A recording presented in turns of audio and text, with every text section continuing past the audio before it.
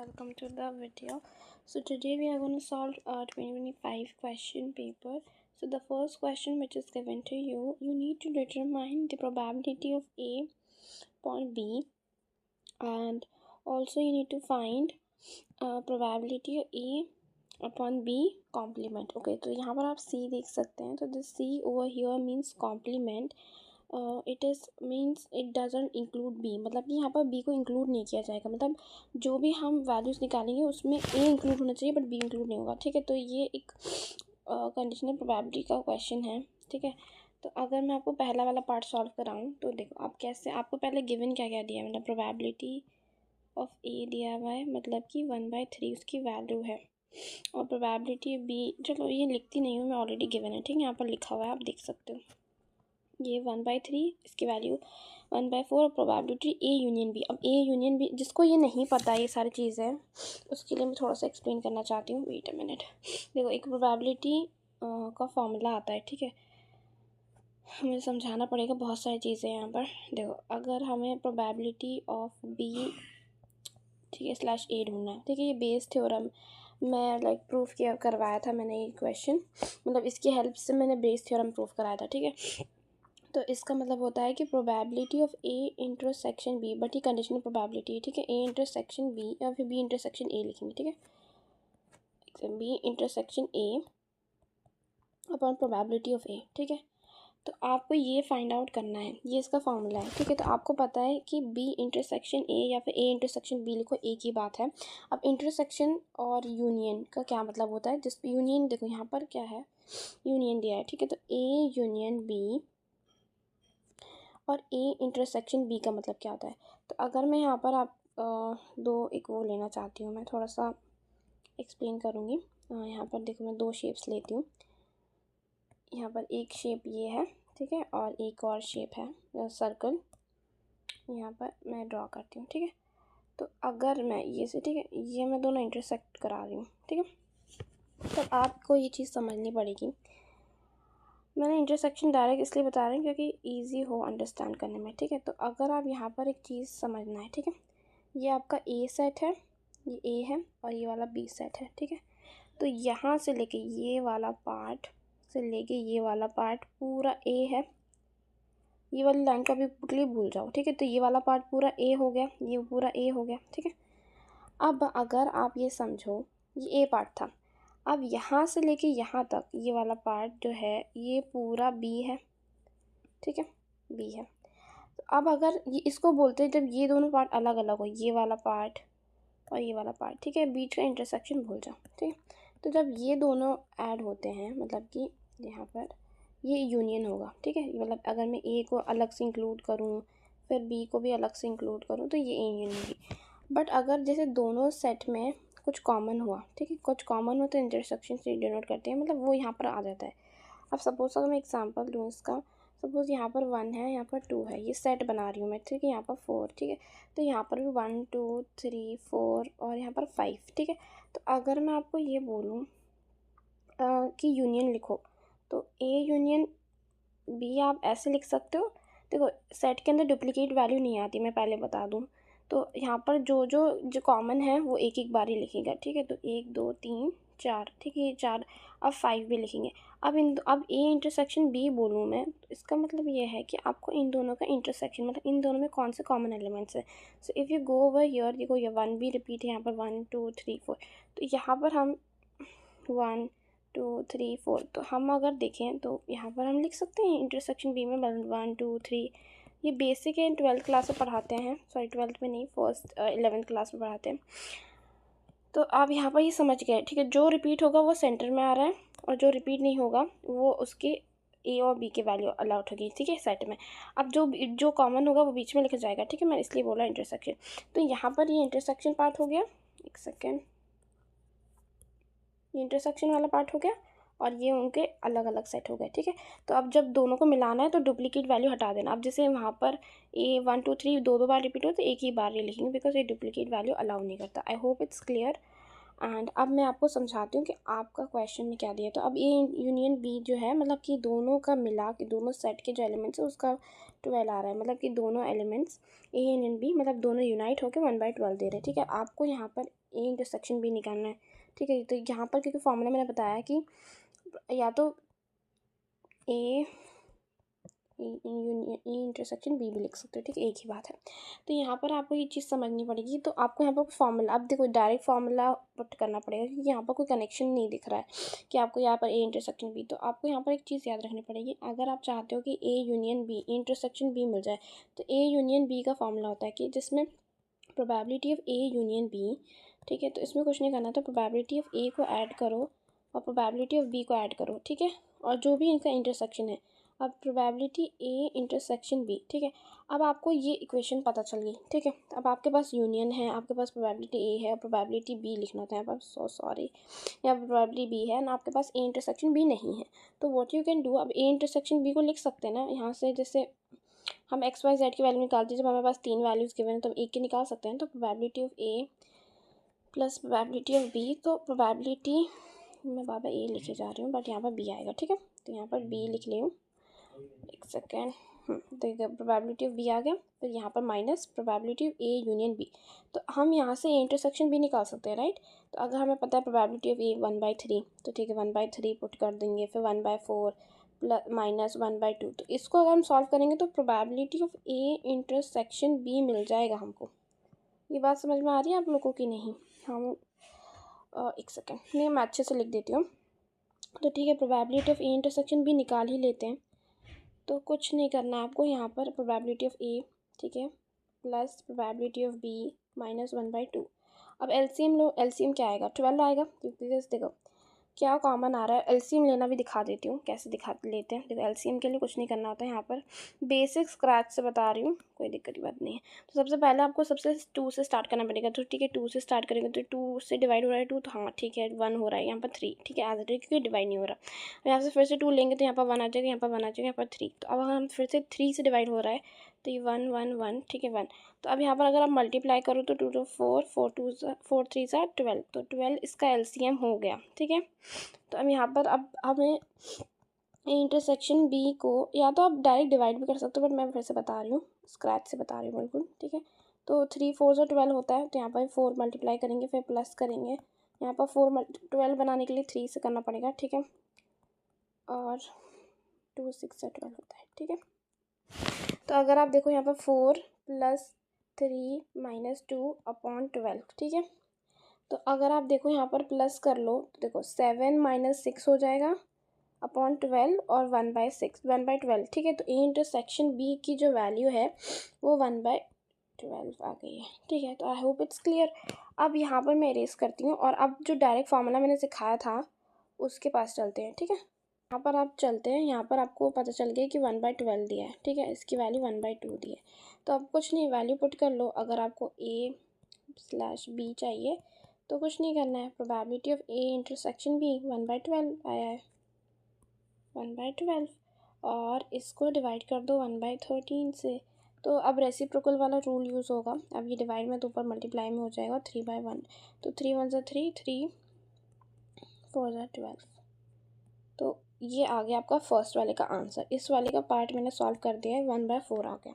अब अगर ये वाला समझाऊँ मैं, थोड़ा सा इसको इरेज करना चाहती हूँ मैं। देखो यहाँ पर आपको ये चीज़ समझनी पड़ेगी कि यहाँ पर बोल क्या रहा है, probability of A slash B. ठीक है, तो अब ये सी क्या है, बी सी मतलब बी के उस लाइक पावर में सी। ठीक है, तो यहाँ पर बी और सी का मतलब ये है कि प्रोबेबिलिटी कॉम्प्लीमेंट। कॉम्प्लीमेंट का मतलब आपको पता होगा, नहीं पता कोई बात नहीं, मैं बताती हूँ। यहाँ पर देखो कॉम्प्लीमेंट मतलब होता है, जैसे ये आपका बी सेट है। ठीक है, अभी यहाँ पर बी के बारे में बात हो रहा है तो बी के बारे में बात करती हूँ, मैं ए के बारे में बता दूँगी। बट देखो यहाँ पर ये बी सेट है। ठीक है, ये बी आपका सेट है। तो आपको ये चीज़ समझनी पड़ेगी कि यहाँ पर वो ये बोलना चाह रहा है प्रोबेबिलिटी बी और उसके पावर में सी है। इसका मतलब ये है कि वो ये प्रोबेबिलिटी बी है। ठीक है, ये पूरा बी है, उसका मतलब ये कॉम्प्लीमेंट। कॉम्प्लीमेंट का मतलब ये होता है कि ये वाला जो पार्ट है पूरा बी, ये वाला पूरा बी का जो पार्ट है इसको रिमूव कर दो। ठीक है, रिमूव कर दिया तो जो बचा हुआ पार्ट है, जैसे ये वाला यहाँ से लेके यहाँ तक ये जो बचा हुआ पार्ट है ये होगा उसका कॉम्प्लीमेंट, ठीक है। तो ये जो पूरा ए जो आया है ना ए, वही उसका कॉम्प्लीमेंट होगा। तो इसका मतलब ये है। अब अगर वो बोलता है ए की पावर सी मतलब कि कॉम्प्लीमेंट ऑफ ए, तो इसका मतलब ये होगा कि आपके पास ये ए सेट है और इस ए सेट का हटा दो, रिमूव कर दो, जो बचा हुआ बी वाला पार्ट, ये आपका कॉम्प्लीमेंट ऑफ सी हो जाएगा, ठीक है। I hope it's clear. ये बेसिक ही चीज़ें हम 11th में पढ़ते हैं, ठीक है। तो यहाँ पर मैं इरेज कर देती हूँ इसको फिर से। और अब यहाँ पर देखो, तो यहाँ पर अब बी कॉम्प्लीमेंट सी निकालना पड़ेगा, ठीक है। तो बी कॉम्प्लीमेंट निकालने के लिए कुछ नहीं करना, पहले तो इसका फॉर्मूला देखो, मैं बताती हूँ, रुको एक सेकेंड। पहले तो बी A/B कॉम्प्लीमेंट का देखो, तो यहाँ पर क्या होगा, A/B कॉम्प्लीमेंट, ठीक है, upon probability of B complement. तो आपको यहाँ पर क्या क्या चाहिए, अब यहाँ पर हमें प्रोबेबिलिटी ऑफ A चाहिए था और A∩B चाहिए था। अब यहाँ पर A∩, और उसका कॉम्प्लीमेंट ऑफ B, और यहाँ पर प्रोबेबिलिटी ऑफ कॉम्प्लीमेंट, ठीक है। तो कोई दिक्कत की बात नहीं है। अगर जैसे B ये है, ठीक है, B की वैल्यू ये है निकलेगा, तो आपको कुछ चीज़ याद रखनी पड़ेगी। मैंने क्या बताया था, प्रोबेबिलिटी ऑफ B ये है, ठीक है, ये वाला पार्ट है, उसका कॉम्प्लीमेंट A है, ठीक है। तो अगर मैं प्रोबेबिलिटी, टोटल प्रोबेबिलिटी 1 होता है और उसके मैं कॉम्प्लीमेंट मतलब मुझे बी नहीं चाहिए, तो मैं बी को सब्ट्रैक्ट कर सकती हूँ, of course I can do it. तो 1 माइनस प्रोबेबिलिटी ऑफ बी कर दूंगी तो बी कॉम्प्लीमेंट आ जाएगा। इसी जगह मुझे प्रोबेबिलिटी ऑफ ए कॉम्प्लीमेंट चाहिए होता, ए सी, तो 1 माइनस ए कर दो, मतलब जो भी उसका वो है, जो टोटल प्रोबेबिलिटी 1 होती है, 1 में से माइनस कर दो जो नहीं चाहिए, तो उसका कॉम्प्लीमेंट आ गया, ठीक है। तो अब प्रोबेबिलिटी बी आपको पता है ऑलरेडी क्या है, 1 माइनस 1/4, ठीक है। तो 1/4, इसका भी एलसीएम ले लो, तो यहाँ पर 4 मल्टीप्लाई करो, तो यहाँ पर आ जाएगा 4 माइनस 1/4, तो ये 3/4 आ गया। तो आपके पास अब वैल्यू आ गई है प्रोबेबिलिटी कॉम्प्लीमेंट ऑफ सी, तो ये वाली वैल्यू मिल गई 3/4। अब हमें चाहिए होगी A∩B, उसका भी कॉम्प्लीमेंट, ठीक है, बी का कॉम्प्लीमेंट। तो कोई दिक्कत नहीं है, देखो यहाँ पर क्या होगा, प्रोबेबिलिटी ऑफ, अगर जैसे मैं ये वाला फॉर्मूला लिखूँ, कहाँ लिखूँ, यहाँ पर लिखती हूँ, ठीक है। प्रोबेबिलिटी ऑफ A∩B का भी फॉर्मूला बताया था, इसमें कुछ नहीं करना, probability of A plus probability of B फिर minus probability of A union B, ठीक है। तो अब हम ये मैंने बताया इंटरसेक्शन के लिए फॉर्मूला, हमें यही चाहिए। तो अब यहाँ पर हमें C चाहिए। अब ये डिफरेंस ये है, अब ये तो ये है, इसमें B इंक्लूड हो रहा है, बट हमें B को एक्सक्लूड करना है। तो एक्सक्लूड करने के लिए कुछ नहीं करते हम, यहाँ पर अगर हम इसका यही वाला फार्मूला बनाऊँ मैं, तो अगर आप ये समझो कि मुझे ये वैल्यू नहीं चाहिए, ये वाली वैल्यू नहीं चाहिए, क्योंकि यही वैल्यू से कॉम्प्लीमेंट नहीं बन रहा है ना। तो हम क्या कर, probability of A plus probability of B, ठीक है, और इन दोनों का यूनियन को माइनस कर देते हैं, राइट, यही होता है, राइट। हाँ, तो अगर मैं आपको ये बताना चाहूँ, अब यहाँ पर आपको कुछ चीज़ समझनी पड़ेगी। अब यहाँ पर कॉम्प्लीमेंट दे दिया है, ठीक है, तो B तो इंक्लूड होगा ही नहीं, ना यूनियन होगा, क्योंकि यूनियन में ना दोनों वैल्यू आ रही है, हमें B चाहिए ही नहीं, तो हम यूनियन को तो माइनस करेंगे ही नहीं। तो हम क्या करेंगे, इसकी वैल्यू ढूंढने के लिए हमें प्रोबेबिलिटी ऑफ A, हमें A को माइनस करना पड़ेगा प्रोबेबिलिटी ऑफ A∩B को, तो इससे आपका प्रोबेबिलिटी आ जाएगा। अब आप बोलो कि A∩B क्यों, देखो, और फिर इतना ही फॉर्मूला है इसका, अगर इन दोनों को माइनस कर लो, A∩B की वैल्यू आपको पता है 1/12 आई थी, और अगर मैं बात करूँ प्रोबेबिलिटी ऑफ A तो 1/3 है, ठीक है। तो अगर इन दोनों को माइनस कर दोगे तो आपका A∩B कॉम्प्लीमेंट आ जाएगा, ठीक है। बट मुझे ये चीज़ समझाने की क्यों आया, देखो, आपको बोल रहा है कॉम्प्लीमेंट, ठीक है, कॉम्प्लीमेंट यहाँ पर प्रॉब्लम हो रही है। तो देखो, अगर मैं यहाँ पर ये वाला फॉर्मूला पुट करूँ, ठीक है, तो A, तो पहले बात तो B चाहिए ही नहीं, तो ये वाला कैंसिल हो गया, ठीक है, ये कैंसिल करो। A यूनियन B, मैंने अभी क्या बताया कि ये दोनों इंक्लूड होंगे, ये वाला भी और ये वाला भी, तो ये भी नहीं चाहिए। हमें क्या चाहिए कि इन दोनों का B का मतलब कोई आ ही नहीं, B का कोई टर्म आ ही नहीं। तो अगर मैं जैसे A यूनियन B मतलब कि A और B के बीच में जो इंटरसेक्शन पार्ट है, ये वाला जो इंटरसेक्शन पार्ट है, ठीक है, अगर मैं इसको A में से माइनस कर दूँ, ये वाला A है पूरा, ठीक है, ये पूरा टर्म A है, ठीक है, ये पूरा A है, मैंने अभी बताया, और यहाँ पर मैं दो अलग कलर यूज़ करती हूँ। देखो ये ए है पूरा, एक सेकेंड, ये ए है, ठीक है, और इसका इंटरसेक्शन ये है, ठीक है, ये इसका इंटरसेक्शन है। तो ये पूरा ए है और इसके इंटरसेक्शन में आ रहा है, ठीक है। तो अब मुझे ये बी का पार्ट चाहिए नहीं, ये वाला पार्ट तो चाहिए ही नहीं मुझे। तो मैं इंटरसेक्शन वाले पार्ट को ए में से अगर सब्ट्रैक्ट कर दूंगी तो मुझे ए इंटरसेक्शन बी कॉम्प्लीमेंट मिल जाएगा, क्योंकि देखो एट लास्ट मुझे ए ही चाहिए ना, ए ही चाहिए कॉम्प्लीमेंट के लिए, because A union intersection B, तो मुझे बी वाला टर्म चाहिए नहीं। तो बी वाले में ए वाले में ये वाला टर्म आ रहा है, तो इसको माइनस कर दूंगी ए में से, तो सिर्फ ए बचेगा।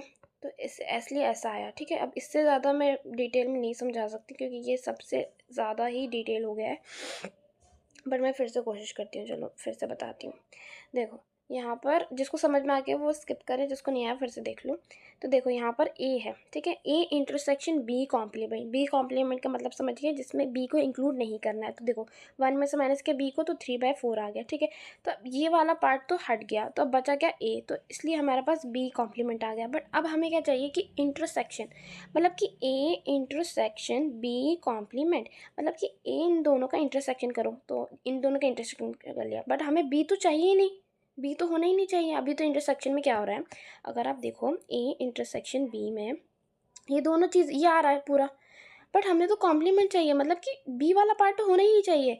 मतलब जैसे मैं बताऊँ, जैसे यहाँ पर 1 2 3, यहाँ पर 2 3 4, ठीक है।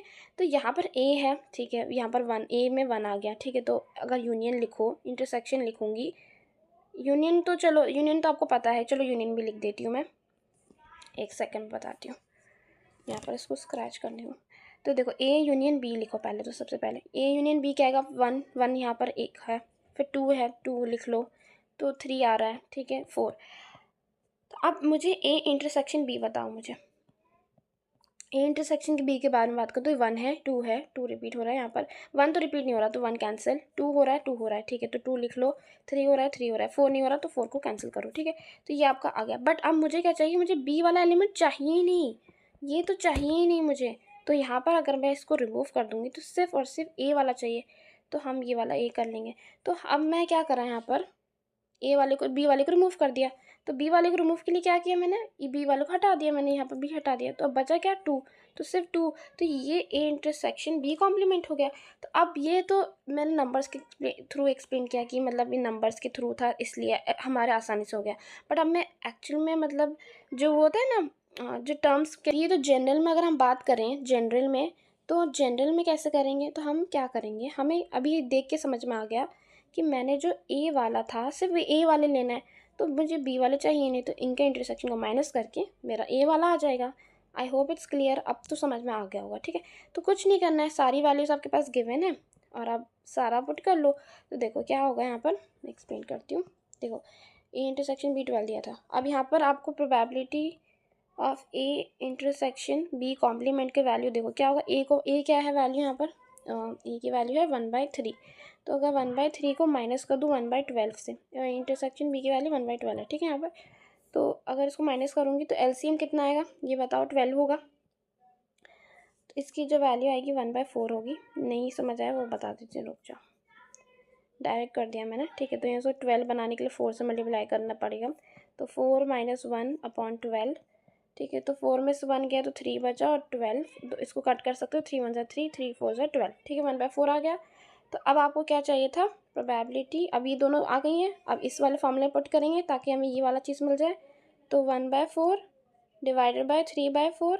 तो अब यहाँ पर रेसिप्रोकल वाला फॉर्मूला आपको पता है, A/B/C/D, ठीक है। तो क्या करते हैं हम, A B ऐसे लिखते हैं, ये वाला ऊपर जाता है तो मल्टीप्लाई हो जाता है, और ये वाला नीचे ऊपर था तो नीचे चल जाता है, ठीक है। तो हम यही करेंगे, 4/3, तो यहाँ पर ये कैंसिल आउट हो गया, तो 1/3। तो इसका जो आंसर है ये आ गया 1/3। और पहले वाले का तो पता ही है ना, पहले वाले का तो मैं ऑलरेडी बता चुकी हूँ, ठीक है। तो आई होप समझ में आया होगा।